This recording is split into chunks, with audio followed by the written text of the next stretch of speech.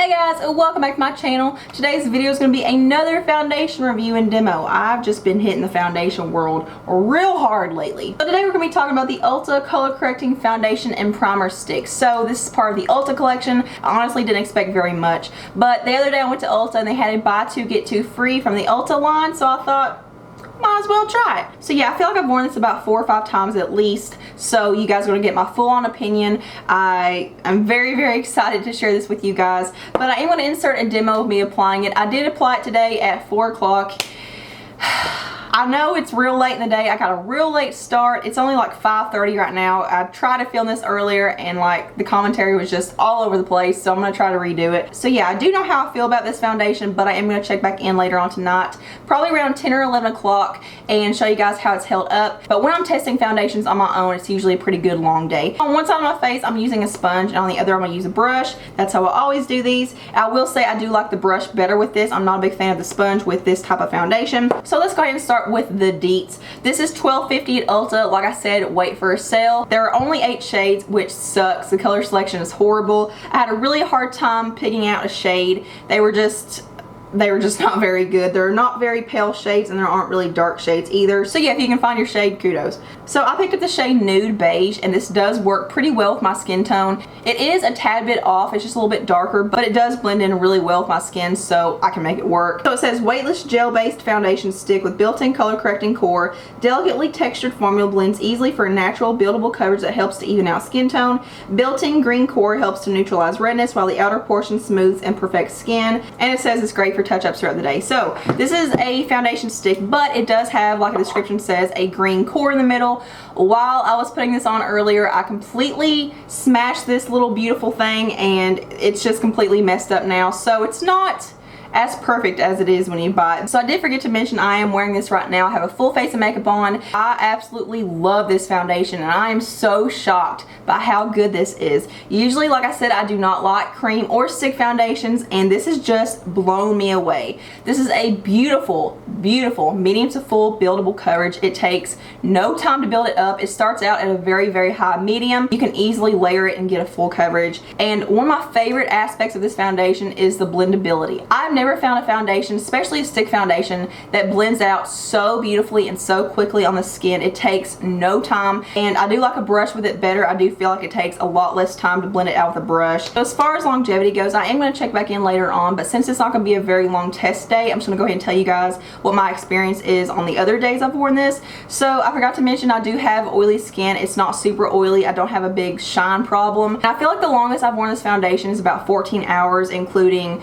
going to the gym, working out, and sweating, all that stuff. During my regular school day from about 7:30 in the morning till about 5 o'clock in the evening, this holds up extremely well, and everything on top of it holds up really well. So I will say it did hold up through sweating and working out and stuff, but I felt like it was about to melt off my face. Like if I wiped my face, it would definitely come off a lot. So that makes me think this wouldn't be the best foundation for like the summertime or if you're going to be sweating or something. But as far as the finish goes, this is a beautiful natural satin finish. It looks so skin-like, and it does have a little bit of glow to it. It's not super matte. It's just a beautiful airbrushed silky satin finish, and it's just so creamy and it just glides on the skin so beautifully. That leads me to think that if you have super oily skin where this is so creamy, it might make you shiny throughout the day. So yeah, if you have normal skin, dry skin, combo, even skin like mine that's not super oily, I think this is going to be amazing. I think you're going to love it, especially if you have dry skin. I think this is going to be right up your alley. But if you do have super oily skin, I'm not going to say knock it before you try it, because you may try it and it may work out fine. I also think this would be good for acne prone skin, because I've been breaking out really bad lately and it's covered it up so beautifully. It doesn't look like I'm wearing a mask. It doesn't look cakey or thick throughout the day. So I'm gonna go ahead and zoom you guys in and show you what it looks like up close with a full face of makeup on, so you guys can see what I'm talking about. So I hope the camera's picking up how smooth and silky looking my face looks right now. I have